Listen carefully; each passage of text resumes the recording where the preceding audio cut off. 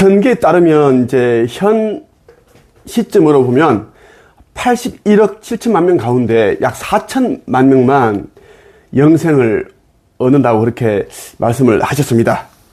그 나머지는 이제 풀무에 던져지고 일부 아주 악한 영들은 디스토피아 담원 행성이라는 이 영혼 감옥 행성으로 보내집니다.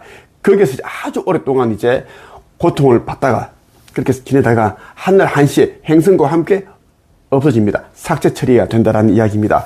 자, 81억 7천만 명 가운데 4천만 명 정도만 이제 아버지 하느님의 자녀라는 것을 이제는 깨닫고 스스로 증명하고 가지고 있는 재물과 부와 권력을 다 내려놓고 아버지께서 이제 하라고 하신 그 소임을 다 하고 상승을 한다는 이야기입니다. 아버지 제나라로 옮겨간다는 이야기고 나머지는 이제 지금 이런 힘든 시간들이 혼탁한 이러한 이제 시대가 정화가 되고 또 정치 문제 다 해결되고 또 이제 좋은 날이 오겠지. 평화가 또 오겠지. 이렇게 이제 안일한 생각을 가지고 있다가 이제 어느 순간 이제 닥친 지구 멸망, 그 인류 최후의 심판을 피하지 못하고 다 삭제 처리됩니다. 그들이 이제 육신은 물론이고 이제 영혼은 에너지 상태로 이제 환원시킵니다. 영혼이 없어진다는 이야기입니다. 내가 입이 닳도록 이야기를 했습니다. 하지만 이제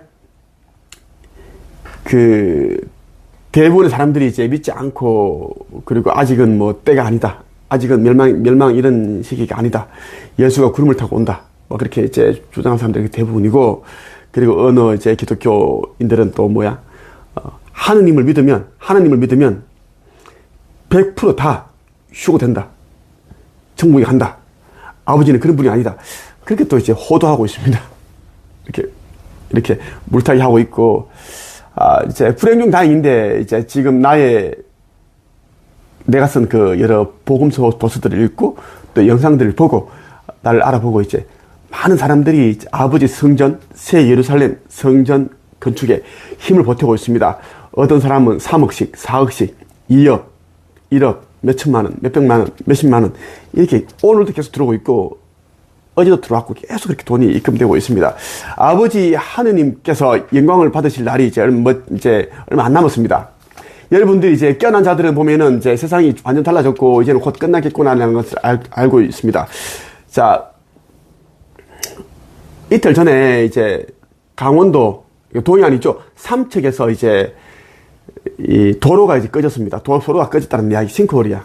이미 그렇게 해서 이제 그 근처에 있는 초등학교는 휴교를 했고, 자, 이게 왜 중요한가 하면, 일본 침몰은 이제 올해 침몰이 되는데, 그때 부산과 동해는 싹 다 깔아준다고 했지. 침몰을 했지. 그에 대한 조짐을 보여주고 있다는 거야, 징조야. 그리고 이제 서울에서 지금 싱크홀이 발생해가지고, 오토바이 타고 간 남자가 한 명이 죽었습니다.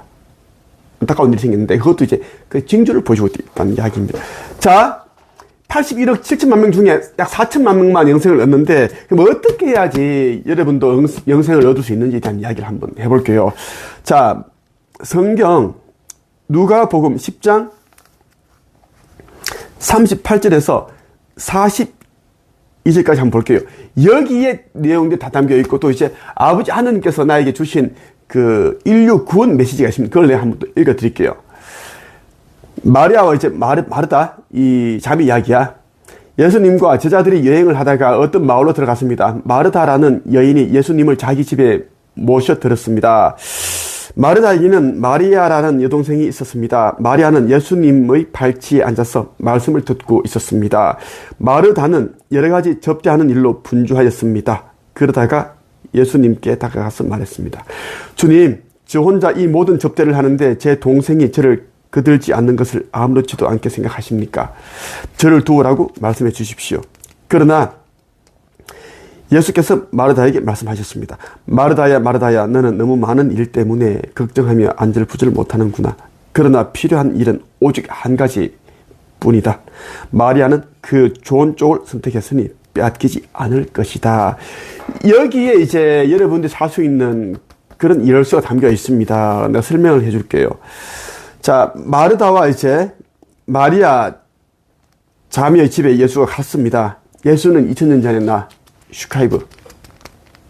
자, 내 몸에서 나오는 백광, 오라, 이거 골드빛, 블루, 핑크, 이라는 것은 내가 인자라는 것을 여러분들에게 볼 수 있는 눈을 가진 사람들에게 보여주고 있는 겁니다. 자, 2000년 전에 내가 이제 슈카이브가 이제 마리아와 마르다 자매 집으로 갔으면 접대를 이제 걔네들이 한다고 해서 갔는데, 근데 이제 여동생 마리아는 예수의 발치에 바로 옆에 앉아서 이제 말씀을 듣고 있었다는 이야기야. 그런데 이제 언니 마르다는 예수를 접대하기 위해서 분주하게 움직였습니다. 그러다 보니 이제 접대도 해야 되고 뭔가 음식을 해야 되고 뭔가를 해야 되는데 마음도 분주하고, 근데 동생은 선지자 예수 하느님의 아들 발치에 앉아서 진리만 듣고 있는 거야. 자, 귀에 자꾸 안 들려. 마르다 입장에서는 짜증나지. 화도 나고. 좀 거들어주면 빨리 이 접대하는 일을, 음식 장만하는 일을 마치고 같이 예수님과 주님과 이제 얘기를 나눌 수 있는데, 얘기를 들을 수 있는데, 그게 안 되니까 이제 어떻게? 마르다가 이제 예수에게, 나 혼자 모든 접대를 지금 하고 있는 바쁜데, 주님께서는 왜 제 동생에게 나를 거들어 주라는 말을 하지 않으십니까? 그 얘기하는 예수가 뭐라 그래? 마르다야, 너는 너무 많은 일 때문에 너 스스로 너를 괴롭히고 있구나. 그래서 안절부절 못하는구나. 그래서 너희 동생 마리아는 지혜로운 아이다. 그는 좋은 쪽을 선택했다. 아끼지 않을 것이다. 마리아는, 동생은 이제 어떤 쪽을 택했습니까? 음식을 내어오고 이런 것보다는 이 하느님의 아들인 예수의 말, 진리, 생명의 열쇠가 담겨 있는 진리를 듣는 것을 택했습니다. 그것을 이야기를 한 겁니다. 그런데 마르다는 아돈에서 예수의 그런 육신의 영향을 공급하기 위해서, 잘 보이기 위해서 분주하게 접대를 그렇게 하려고 그렇게 애를 썼다. 음식을 하고 뭔가를 하고. 그러니까 어떻게 된다? 지금 이 시대는 마지막 시대입니다. 영원 추수 심판, 이게 얼마 안 남았습니다. 이제 곧 몇 년입니다. 그런데 인류 99%의 사람들 어떻게 살고 있는가? 마르다처럼 아둔하게 어리석게 더 많은 돈을 벌기 위해서, 더 많은 권력을 가지기 위해서, 더 많은 또 명예를 가지기 위해서 분주하게 살고 있다는 이야기입니다. 이들이 분주한데, 마음속이 분주한데, 아버지 하느님을 영접을 하고, 하느님을 알아보고, 하느님 뜻대로 살 수 있는 그러한 이제 여유가 있을까요? 여유가 있어야지 믿음이 생겨나는데, 맨날 눈앞에 닥친 그 문제를 해결하고, 가정사 일, 사업하는 일, 직장 일, 그렇죠? 그 친구들 만나고, 지인들 만나고, 등산 가고, 모임 가고, 골프 치러 다니고, 여행 다니고, 이렇게 마르다처럼 분주하게 사니까, 바로 이 앞에 주님께서 하느님의 아들인 예수가 있음에도 불구하고, 예수의 진리를 듣는 데는 소홀히 하고, 음식을 하는 데만 분주하다는 이야기야.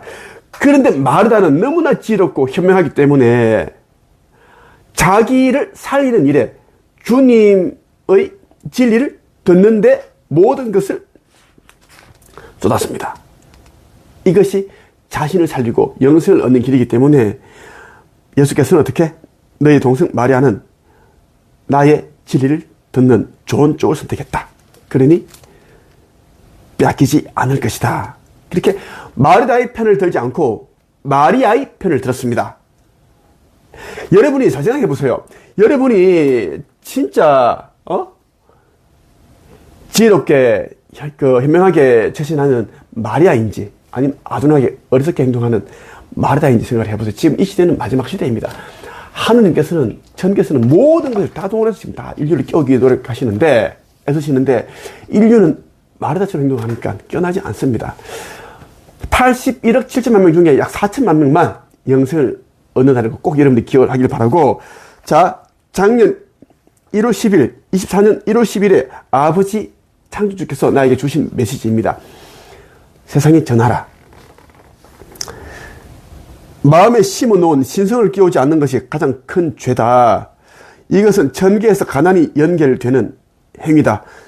사람을 해하고 도둑질하고 사기를 치는 것만이 죄가 아니다. 죄는 선물로 받은 신성을 끼우치지 못하고 소멸하는 것이고, 그보다 더 큰 죄는 신생을 깨우는 일을 방해하는 죄다. 그것은 원래의 약속이었다. 너희는 그로 말미암아 삶을 얻었고 지구를 누릴 자격을 얻은 것이다. 반드시 알아야 할 것.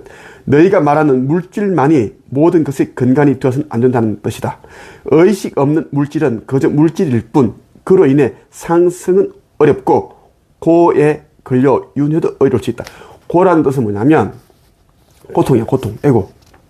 자, 나는 아버지께 주신 이 수백 개의 메시지가 있는데 너무나 진짜 따뜻합니다. 읽을 때마다 마음이 너무 행복감을 느끼고 충만함을 느낍니다. 어려운 단어가 하나도 없습니다. 그런데도 불구하고 우리에게 엄청난 이런 깨달음을 주고 의식 성장, 상승을 시켜주는 그런 이제 힘이 담겨 있는 거예요. 이게 우리 인간에는 신성, 기독교에서 신성이라고 말하죠. 불교에서는 뭐야? 불성이라고 합니다. 신성과 불성이 다 이제 있다. 너희는 그것을 지금 깨워야 된다. 이것을 깨우지 아니하면 가장 큰 죄인으로 취급당한다. 왜? 신성은 너희가 이 지구에서 삶을 사는 동안 신성을 깨우겠다는, 영적 성장을 하겠다는 그러한 이제 약속을 했기 때문에 너희가 이곳에 지구별에서 살 수 있는 그러한 이제 그렇게 권리를 주었는데, 너희는 신성을 깨우지 않고 자꾸만 물질을 쌓고 하는 데만 혈안이 되어 있구나. 욕망을 가지고 있다. 너희는 신성을 깨우겠다고 한 것은 나 창조주와 약속이었다. 그런데 너희는 이 재물을 신성을 깨우고 의식을 성장시키는데 그런 수단으로 사용한 것이 아니라 그냥 말 그대로 지구인으로서 유한한 존재. 너희들은 다 영원 불멸한 존재인데 스스로가 이제 유한한 존재, 100년도 살지 못하는 존재를 여기고 있으니 의식 성장에 신경을 쓰지 않는 것이다. 그래서 너희들은 신성을 깨우지 못하고 인류 심판의 날에 너희들이 원하는 대로 유한한 삶, 그렇게 돌아갈 것이다. 이것이 유황으로 활활 불타는 불못이 던진다는 이야기입니다. 애는 상태로 돌아간다. 그러니까 자기 신성을 깨우지 못하는 일은 굉장히 큰 죄고, 더 큰 죄는 뭐라고? 가족이라든지 지인이 이제 신성을 깨우려고 노력을 하고 있는데 자꾸 이제 방해하고 괴롭히고, 그것은 너무나 중한 죄입니다. 이것은 회개한다고 되는 것이 아닙니다. 끝입니다. 끝이에요. 그래서 이제 마지막 시대에 예수가 뭐라 그랬어요? 사람의 원수가 집안의 식구이니라. 신성 회복하는 자들은 이제 집안 식구들이 대부분입니다. 그들이 가로막습니다. 교회 다니고 있고, 교회 안 가더라도 어디 뭐 잘못 빠진 것이 아니냐, 뭐 이단이다, 뭐 그렇게 하면서 방해하고, 신용카드 뺏고, 핸드폰 뺏고, 그런 일들이 지금 일어나고 있습니다. 하지만 여러분들이 이제 지혜로운 말이 아냐, 아둔한 말은 아냐, 그것을 여러분들이 이제 선택을 해야 할 시기가 이미 왔습니다. 여기까지 하겠습니다.